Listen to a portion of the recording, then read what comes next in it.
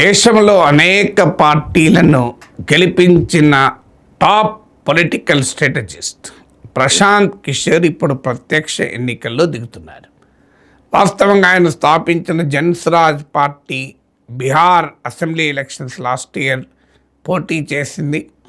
ఎక్కడా పెద్ద పర్ఫార్మెన్స్ చూపలేకపోయింది. కానీ ఆ ఎన్నికల్లో ప్రశాంత్ కిషోర్ డైరెక్ట్గా కంటెస్ట్ చేయలేదు. సో జన్స్రాజ్ పార్టీ పెద్దగా పర్ఫార్మెన్స్ చూపకపోయినా ప్రశాంత్ కిషోరే రంగంలో దిగి ఉంటే కనీసం ఆయనన్నా గెలిచేవాడు అనేది చాలామంది అభిప్రాయం. ఇప్పుడు ఏకంగా ప్రశాంత్ కిషోరే ఎలక్టోరల్ అరంగేట్రం చేశారు. మీకు దేశంలో పంజాబ్, ఢిల్లీ, బెంగాల్, తమిళనాడు, ఆంధ్రప్రదేశ్ ఇలా ప్రశాంత్ కిషోర్ చాలామంది నాయకులతో పనిచేశారు. నరేంద్ర మోడీ నుంచి మొదలుకొని కేజ్రీవాల్ వరకు ఇలా అనేక మంది నాయకులు, నితీష్ కుమార్ నుంచి మొదలుకొని స్టాలిన్ వరకు, జగన్మోహన్ రెడ్డి మొదలుకొని మమతా బెనర్జీ వరకు చాలామంది నాయకుల విజయం వెనుక ఒక ప్రత్యేకమైనటువంటి ఆకర్షణగా నిలిచి ఎలక్షన్స్ని ఎలా గెలవాలి అనే విషయంలో ఒక రాజగురువుగా మారిపోయాడు. ఇప్పుడు రాజగురు అయిన పొలిటికల్ కన్సల్టెన్సీ, ఎలక్టోరల్ పాలిటిక్స్లో రాజగురువుగా పేరుగాంచిన ప్రశాంత్ కిషోరే ఇప్పుడు ప్రత్యక్ష ఎన్నికల్లో దిగుతున్నాడు. అది కూడా ఏరి కోరి బీజేపీ స్ట్రాంగ్ సీట్ అయిన బంకీపూర్ బై ఎలక్షన్లో దిగాడు. ఇది ఎంత స్ట్రాంగ్ సీటో చెప్తే మీకు ఆశ్చర్యం వేస్తే మీరు ఈ వార్త చూసి ఉండకపోతే. బంకీపూర్ అనేది ఒకప్పుడు పాట్నా వెస్ట్ అనేవారు. తర్వాత మీకు 2009 డీలిమిటేషన్ తర్వాత ఇది బంకీపూర్గా మారింది. ఇది పాట్నాలో ఉండేటువంటి అర్బన్ కాన్స్టిట్యున్సీ. బై ఎలక్షన్ ఎందుకు వచ్చిందో తెలుసా? ఇక్కడ నుంచి లాస్ట్ ఇయర్ ఎమ్మెల్యేగా గెలిచిన Nitin Nabin BJP all India president కావడం వల్ల ఆయన రిజైన్ చేస్తే ఈ సీటు, ఆయన రాజ్యసభకు కూడా ఎన్నికయ్యారు. సో దాంతో ఆయన ఈ సీట్ రిజైన్ చేస్తే ఇప్పుడు బై ఎలక్షన్ వచ్చింది. ఇప్పుడు చెప్పండి, బీజేపీ బీహార్లో అధికారంలో ఉంది. వాళ్ళ party all India president vacate చేసిన సీట్ అయితే బీజేపీ భూమి ఆకాశాలు ఏకం చేయదా? It will move heaven and earth to win this by election కదా. అలాంటి అత్యంత ప్రతిష్టాత్మకమైన చతురంగ బలాలు, సర్వశక్తులు ఉన్న భారతీయ జనతా పార్టీకి అత్యంత ప్రతిష్టాత్మకమైన బంకీపూర్ బై ఎలక్షన్ను ప్రశాంత్ కిషోర్ ఎన్నుకున్నాడు. ఇది మొదటి ఫ్యాక్టర్. రెండో ఫ్యాక్టరు, ఈ సిగ్నిఫికెన్స్ అనేది కేవలం అవుట్వర్డ్ మాత్రమే కాదు. ఏదో నితిన్ నబీన్ రిజైన్ చేశారు, బీజేపీకి ప్రతిష్టాత్మకం, ఈ ఫ్యాక్టరే కాదు. దీని హిస్టరీ చూస్తే లాస్ట్ 3 డికేడ్స్గా బీజేపీ వరుస పెట్టి గెలుస్తున్న సీట్ ఇది. 1995లో మొదటిసారి నవీన్ కిషోర్ ప్రసాద్ సిన్హా, నితిన్ నబీన్ ఫాదర్, ఈ కాన్స్టిట్యున్సీలో గెలిచి ఆ తర్వాత 2005 వరకు ఆయన 4 సార్లు గెలిచాడు ఇదే కాన్స్టిట్యున్సీ నుంచి. సో తండ్రి మరణం తర్వాత 2006లో నితిన్ నబీన్ చాలా యంగేజ్లో పోటీ చేసి గెలిచి ఈయన 5 సార్లు గెలిచాడు ఇప్పటికీ. సో మంత్రి కూడా అయ్యారు.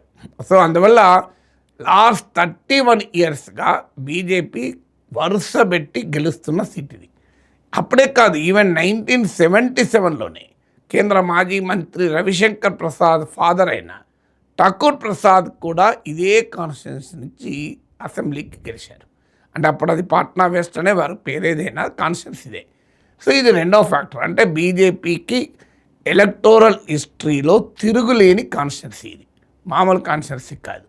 మూడవది, మీకు థర్డ్ ఫ్యాక్టరు, బీజేపీకి అత్యంత లాయల్గా ఉండేటువంటి కాయస్థా కమ్యూనిటీ ప్రిడామినెంట్గా ఉన్న సీట్ ఇది. బీహార్లో కాయస్థా చాలా తక్కువ.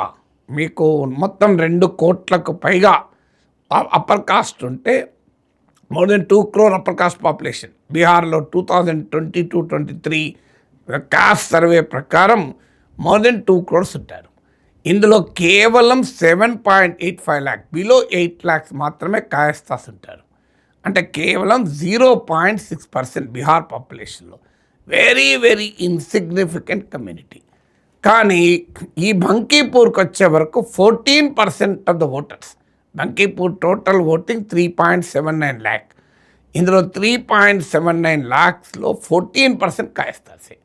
సో వాస్తవంగా ఈ డీలిమిటేషన్కి ముందైతే ఇది పాట్నా సీట్గా ఉన్నప్పుడు ఇందులో ఇంకా ఎక్కువ మంది ఉండేవారు, ఇంకా అంతకన్నా ఎక్కువ కాయస్థా డామినేషన్ ఉండేది. స్టిల్ ఇప్పుడు Kayasthas is the dominant community. ఇది కాక బ్రాహ్మణ్స్, భూమిహార్స్, అఫ్కోర్స్ బీసీలు, దళిత్స్ కూడా ఉంటారు. కానీ mainly Kayasthas and Brahmin dominated constituency ఇది. సో ఆ కాయస్థా కమ్యూనిటీ ఇది లాయల్ బీజేపీ ఓట్ బేస్. ఇది థర్డ్ ఫ్యాక్టర్. ఫోర్త్ ఫ్యాక్టర్ ఏంటంటే ఇక్కడ పోనీ బీజేపీకి పోటీగా ఒక ప్రశాంత్ కిషోరే ఉన్నాడు, యాంటీ బీజేపీ ఓటంతా ప్రశాంత్ కిషోర్కే పడుతుంది కదా అనుకుంటే రాష్ట్రీయ జనతాదళ్ క్యాండిడేట్ కూడా ఉన్నారు. సో ఇది ట్రయాంగులర్ కంటెస్ట్, బీజేపీతో స్ట్రైట్ ఫైట్ కాదు. ఫిఫ్త్ ఫ్యాక్టర్ ఏంటంటే బీజేపీకి స్ట్రాంగ్ కాన్స్టిట్యున్సీ కాదు, చాలా స్పష్టమైన ఎలక్టోరల్ స్ట్రెంగ్త్ పెరుగుతున్న కాన్స్టిట్యున్సీ కూడా. మీకు లాస్ట్ టైం 2020 ఎలక్షన్స్లో నితిన్ నబీన్కు అరౌండ్ 59% ఓటింగ్ వచ్చింది. 2015 ఎలక్షన్స్లో ఓవర్ 60% వచ్చింది. 2025కి వచ్చే వరకు 63% ఓటింగ్ దాటింది. అంటే బీజేపీకి బలమైన సీటే కాదు, బీజేపీ పెరుగుతున్న సీట్ కూడా. ఇలాంటి సీట్లో ప్రశాంత్ కిషోర్ రంగంలో దిగాడు. మరి ప్రశాంత్ కిషోర్ సహజంగానే వ్యూహకర్త, చాలామందికి చాలా వ్యూహాలు చెప్పి గెలిపించారు కదా, ఆయన వ్యూహం ఆయనకి ఏమైనా ఉందేమో అని ఇప్పుడు అందరి అనుమానము. కానీ చూస్తుంటే ఆయన ఏం చేయబోతున్నాడంటే ప్రధానంగా సామ్రాట్ చౌదరి, బీహార్ బీజేపీ చీఫ్ మినిస్టర్ని టార్గెట్ చేస్తున్నారు. సో సామ్రాట్ చౌదరి సీఎం కావడము సహజంగానే జేడీయూకి ఇష్టం ఉండదు. ఎందుకంటే జేడీయూ నాయకుడు నితీష్ కుమార్ను ఢిల్లీకి పంపించి బీజేపీ ఈ ముఖ్యమంత్రి సీట్ను జేడీయూ నుంచి లాక్కుంది. అలాగే సామ్రాట్ చౌదరి కొయిరీ కమ్యూనిటీ, అంటే మీకు నితీష్ కుమార్ని రిప్లేస్ చేశారు కనుక బీజేపీ ఎత్తుగడగా ఎంబీసీ మోస్ట్ బ్యాక్వర్డ్ కాస్ట్ క్యాండిడేట్ను ఇక్కడ మళ్ళీ సీఎంగా పెట్టారు. సహజంగానే ఈ బంకీపూర్ ఇది an upper caste constituency. Samrat Chowdary CM అయ్యాక ఫస్ట్ టైం జరుగుతున్న బై ఎలక్షన్. సో అందువల్ల ఈ అప్పర్ కాస్ట్ బ్రాహ్మణ్, భూమిహార్, కాయస్థా ఓటర్లను తన వైపు తిప్పుకోవాలన్నది ప్రశాంత్ కిషోర్ ఆలోచన. ఎందుకంటే వారు సామ్రాట్ చౌదరి సీఎం కావడాన్ని డైజెస్ట్ చేసుకోలేకపోతున్నారు. ఇటీవల భరత్ తివారీ అనే బ్రాహ్మణ్ను హత్య జరిగితే దాన్ని కూడా ప్రశాంత్ కిషోర్ పెద్ద ఇష్యూ చేసి తన క్యాంపెయిన్ ర్యాలీలో కూడా ఈ భరత్ తివారీ ఫోటోలను డిస్ప్లే చేశారు. సో క్లియర్గా అప్పర్ కాస్ట్ డామినేటెడ్ బంకీపూర్లో పోటీ చేయడం ద్వారా Bihar most backward caste, Bihar Mandal పాలిటిక్స్ను, సోషల్ ఇంజనీరింగ్ను ఎదుర్కోవాలని చూస్తున్నారు. ఒకవేళ గెలవడం అంత సులభం కాదు ఈ సీట్లు, కానీ ఓడిపోయినా కూడా ఒక రెస్పెక్టబుల్ ఓటింగ్ కనుక వస్తే మీకు ప్రశాంత్ కిషోర్ ఇమేజ్ పెరుగుతుంది, జన్ సూరజ్ పార్టీ రిలవెన్స్ నిలబడుతుంది. ఎందుకంటే లాస్ట్ అసెంబ్లీ ఎలక్షన్లో 90% కన్నా ఎబో సీట్స్లో డిపాజిట్ గెలంతైంది. సో అందువల్ల తన రిలవెన్స్ను కాపాడుకోవడం అనేది ప్రశాంత్ కిషోర్ వ్యూహం ఇప్పుడు గెలవడం కన్నా కూడా. అలాగే ఒకవేళ ఆర్జేడీ కన్నా ఎక్కువ ఓట్లు వచ్చి సెకండ్ పొజిషన్లో కనుక వచ్చారనుకోండి, ఆర్జేడీ కాదు ప్రతిపక్షం, బీజేపీకి మేమే ప్రతిపక్షం ఎన్డీఏకు అని తనకు తాను ప్రజెంట్ చేసుకోవటానికి ఉపయోగపడుతుంది. ఇక ఈ రెండు కాక కాలం కలిసి నడిసొచ్చే కొడుకులు పుడతారు అన్నట్లు ప్రశాంత్ కిషోర్కు కనుక కాలం కలిసి వచ్చి గెలిస్తే ఇంకేమున్నది, ఇక బొనాంజానే.